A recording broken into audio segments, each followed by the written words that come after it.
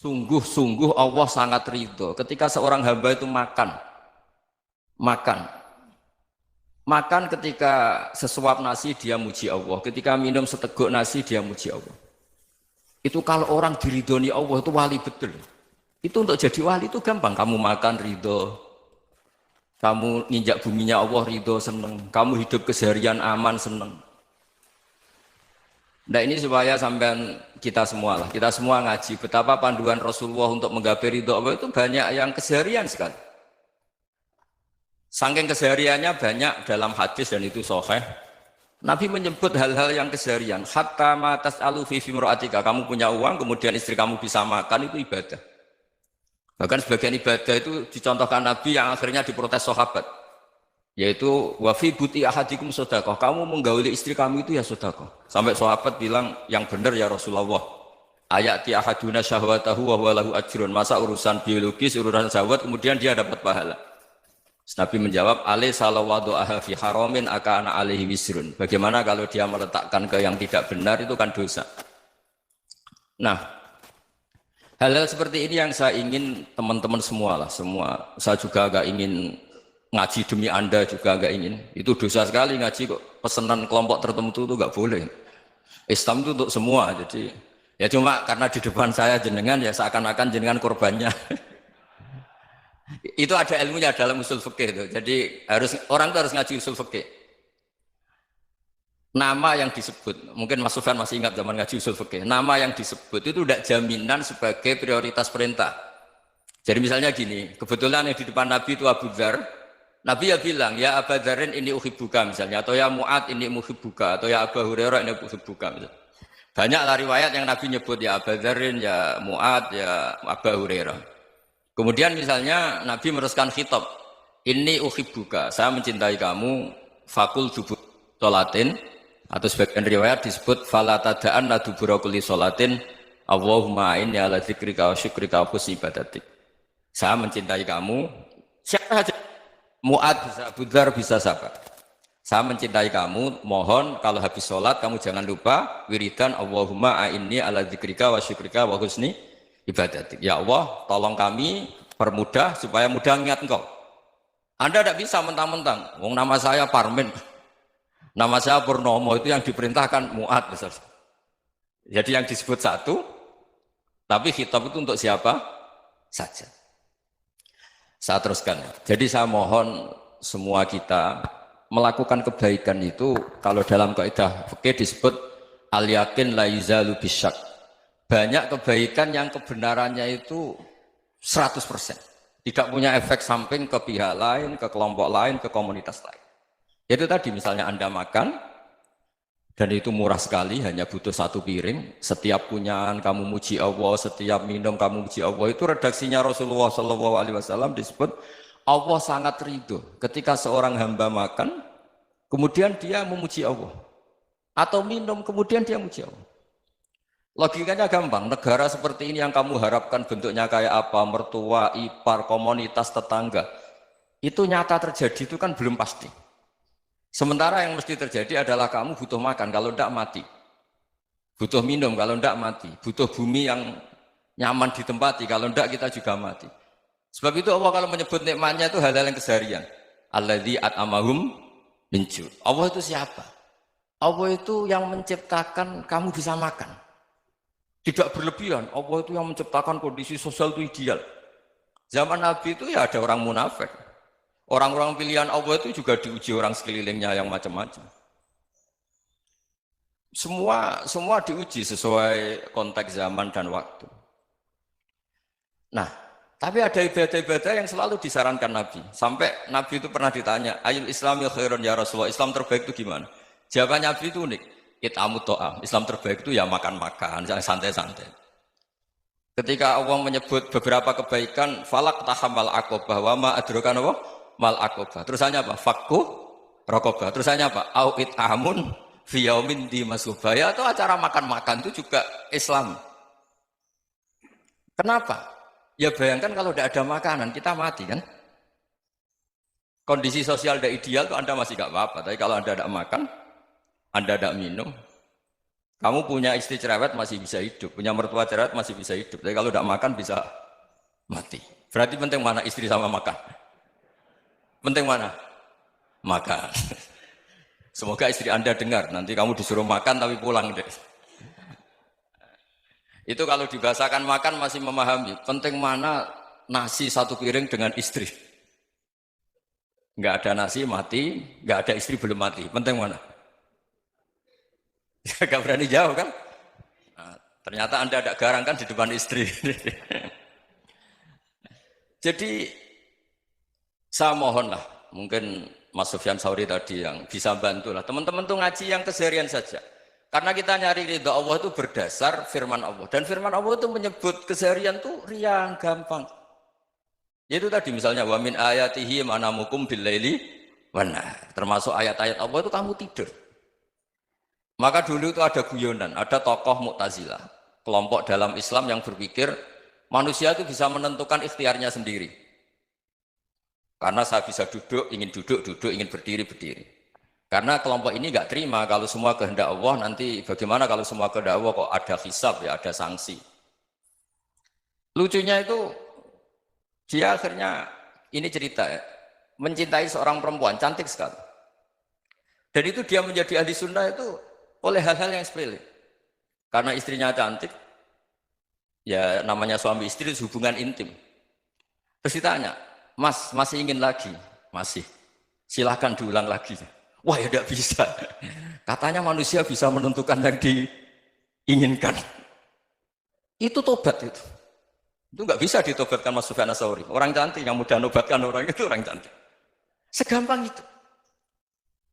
Akhirnya kita tahu, makanya kalau dalam kitab Hikam itu disebut al-aqil mayyakul madza yaf'alu wa hubi wal ghafil mayyakul madza af'al. Orang yang punya akal karena sadar ini wilayah Allah, semua milik Tuhan. Itu dia tiap hari berpikir, besok Allah akan melakukan apa terhadap dunia ini. Kamu merencanakan suatu mau plesir, ternyata gempa. Mau wisata ke Rusia, ternyata perang. Kamu tidak pernah tahu apa yang akan terjadi besok. Wa ma tadri nafsum madza taksibu ghadan. Tapi anda semua kita ini sering punya jadwal permanen. Makanya saya kalau diundang siapa saja, di sana takdir. Yang jelas Gus ini acara penting. Ya masih acara penting nak pangeran ngersakno piye? Kok apa dadi pangeran? Kamu kok mau jadi Tuhan? Itu kadang ya kiai. Penting Gus acara ini jenengan harus memastikan bisa. Loh kamu itu yang ngajarin tauhid, sesuatu itu biadillah kok bilang-bilang apa pasti. Kalau saya terus tak tobatkan kamu kata saya. Ya kalau gitu Gus bilang insya Allah. Wah itu hati saya, fisik saya, roh saya sudah bilang insya Allah. Nggak usah kamu latih kata saya. Nah hal-hal tauhid keseharian itu gampang sebetulnya. Wal ghafil yaqulu madza af'al. Tapi orang yang lupa Allah dia setiap hari bilang besok apa? Kita bisa melakukan apa? Seakan-akan dia itu aktor, dia penting, dia subjek permanen, dia. Padahal kita ini hanya objek kehendak Allah Subhanahu wa taala. Karena kita yakin sesuatu yang terjadi di alam raya ini kita tidak bisa apa-apa. Makanya saya sering ngaji, sering bilang saya, ketika Anda mensifati Allah, Dia yang menghidupkan. Sudah itu tanamkan, sehingga ketika kita mati, santai saja. Kenapa santai? Allah punya cara menghidupkan kita. Zaman kita hidup juga gak tahu caranya ngelola jantung, ngelola paru-paru.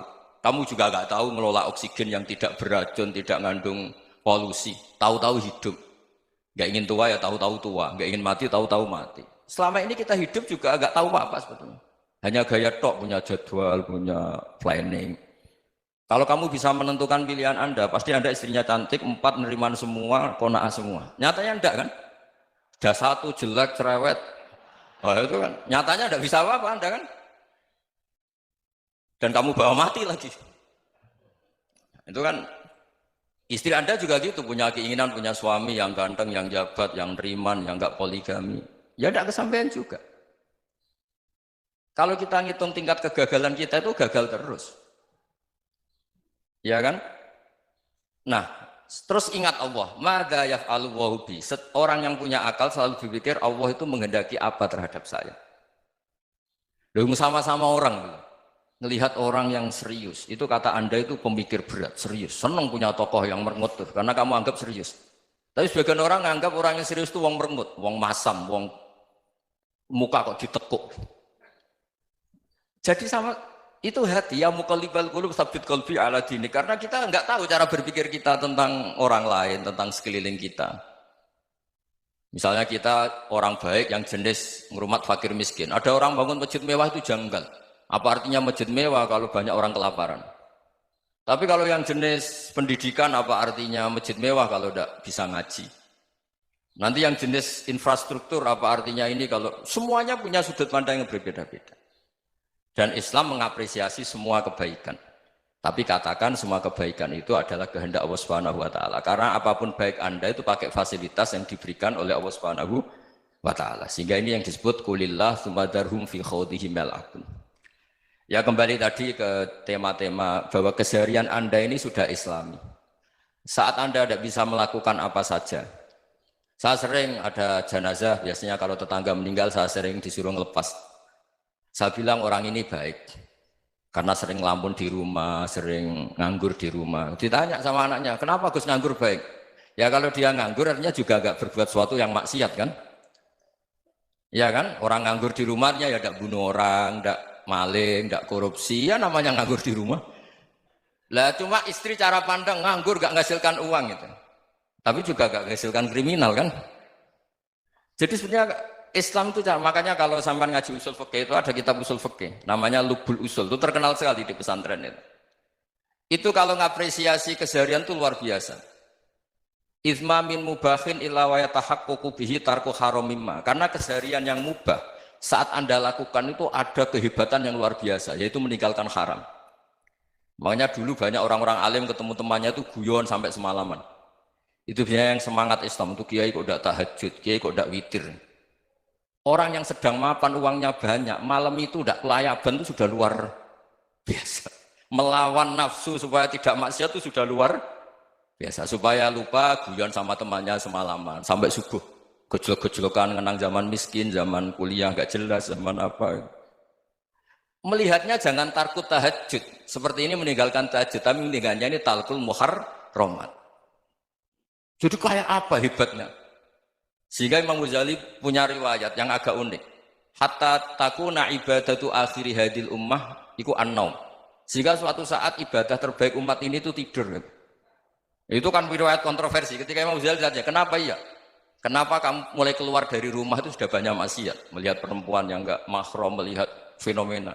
Tapi kalau kamu tidur itu enggak melihat apa-apa. Tapi juga kamu jangan nganggap tidur itu ibadah betul. Saatnya melakukan fardu ain malah masih tidur. Tapi itu sudut pandang yang menjadikan kita Islam itu gampang. Jadi saat Anda tidak bisa aktivitas apa-apa, misalnya ada beberapa orang yang lumpuh. Lumpuh itu memang nggak bisa Jumatan, nggak bisa ibadah, tapi dia juga nggak bisa maksiat. Tidur itu memang Anda saat itu tidak bisa tahajud, tidak bisa witir, tapi saat itu ada zina, ada maling, tidak gosipkan orang, tidak bully orang, tidak menanamkan kebencian, tidak hasud. Sehingga tidur menurut Allah Ta'ala wa min ayatihi manamukum billaili apa? Wanahar. Karena di tidur itu selain ada unsur istirahat, jaga stamina, juga ada unsur meninggalkan beberapa keburukan. Nah saya mohon ibadah yang keseharian ini kita jaga. Supaya kita semua baca ayat itu fasih. Fasih itu tertanam di hati. Allah itu siapa? Alladzi at'amahum min ju'i wa amanahum min khawf. Dan Allah kalau cerita di Quran itu anna subabnal ma'a subba thumma syaqaqnal ardon wa syaqqa fa'ambatna fiha habba wa inaba wa qadba wa zaituna wa nakhla wa hadaika hulba. Kamu tahu saya ini siapa, kata Allah. Saya ini adalah Tuhan yang menurunkan air, kemudian ada tanaman banyak. Habba wa inaba wa qadba, ada zaitun, ada tin, kalau orang Jawa mungkin ada tela, ada padi, ada mangga, ada pisang. Sudah. Wa inaba wa zaituna wa nakhla wa hadaika hulba. Ada perkebunan yang lebat. Tujuannya apa? Mata Allahkum, silahkan kamu pakai, kamu nikmati. Tapi karena kadang kita ini punya ide-ide besar. Tadi untuk syukur saja nunggu punya istri riman, rumah baik, tetangga baik, komunitas baik, semuanya baik baru syukur. Lama-lama nanti ada di surga, syukurnya nunggu surga paling kelas A. Itu sudah ada yang menghuni Rasulullah, kamu nggak boleh di situ. Masa untuk syukur saja? Repotnya Masya Allah. Jadi mohonlah Quran yang kalau Anda hafalkan juz sama itu kan ada ayat-ayat yang kayak tadi. Ya, fal yang dzuril insanu ila ta'ami. Coba lihat. Apa yang kamu makan itu? Dari mana? Dan untuk mempertahankan hidup kamu keseharian. Jadi jangan kira ibadah itu harus membentuk komunitas yang versi Anda. Ibadah itu harus yang hal yang mulu-mulu. Kesehariannya Anda alami. Loh, ini saya tidak bikin-bikin. Saya ngaji bukan karena berdasar pesanan. Itu ayat yang saya baca kan betul ada ayatnya kan. Fal yang biril insanu ila tu'amih. Anna soba penal ma'a soba. Thumma syakoknal ardo syakko. Fa'ambasna fiya habba wa inabau wa qodba wa zaitunau wa nakhla wa hadaiko gulba. Terusannya apa? Mata al lakum. Silakan kamu nikmati. Mata itu silakan kamu nikmati. Ya kayak sampean dikasih hidangan ya makan. Ya sudah makan. Habis makan ya minum. Habis itu ngantuk ya tidur. Ya sudah normal-normal saja. Kayak apa indahnya Islam. Tapi Anda mencari Islam yang gimana lagi? Nah itu yang diajarkan guru-guru kita, diajarkan sanad kita sampai Wali Songo, sampai Rasulullah SAW. Bahwa pada akhirnya ada jihad, ada perang. Itu dulu memang perang, bukan membunuh. Beda. Dulu kita dijajah Belanda ya perang, dan itu normal karena kita dijajah. Jadi ketika orang lain ingin baik sama kita, wa in ahadum minal musyrikin astajaruka ya fajirhu hatta yasma'a kalam Allah. Kalau mereka ingin baik ya kita baik. Makanya ada istilah mustakman, mu'ahad. Kalau mereka ingin damai, berdampingan dengan kemajmukan ya itu yang lebih baik. Karena memang Islam menghormati proses perdamaian. Wa in janahu nawa lisalmi ya fajnah lah. Kalau ingin damai ya kita harus